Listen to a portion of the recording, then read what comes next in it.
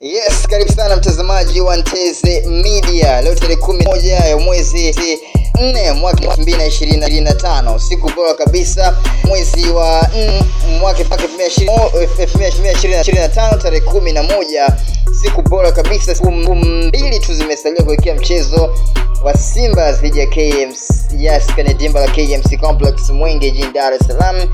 Mnyama Simba kwenye kombe la shirikisho hapa nchini Tanzania anacheza dhidi ya Mbeya City baada ya mchezo wake wa tarehe 9 ya mwezi wa 4 mwaka 2025 pale kwa Mkapa Dar es Salaam, na mnyama Simba kuvuka nusu finali.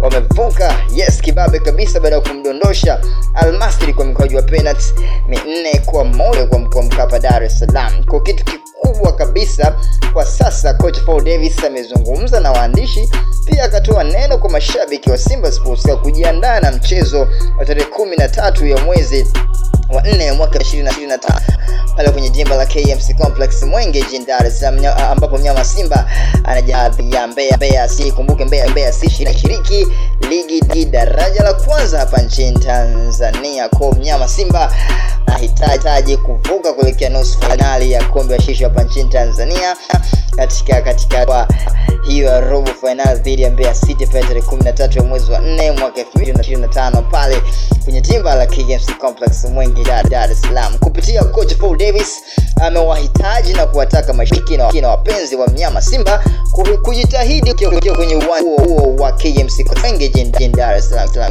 pia kufanya maandalizi makubwa ya mchezo huo wa Simba dhidi ya Mbeya City. Mbeya City ni timu ambayo imeshawahi kucheza ligi kubara hapa nchini Tanzania na pia ilifanya vizuri kwenye miaka kadhaa ya 2012, 2013 chini ya Juma Mwambusi. Mwaka huo walifanya vizuri kabisa, ambapo pana daraja ya kufanya ubora wa ligi yetu kuwa kubwa kwelikweli kupitia performance ambayo inaonyesha katika hiko kipindi. Kwa hiyo Mbeya City ni timu ambayo ina historia kubwa kabisa kwenye soka la Tanzania, ina historia kubwa kwenye soka la barani Afrika kupitia ushiriki wake wa ligi kubara hapa nchini Tanzania, lakini sio kwa upande wa Afrika.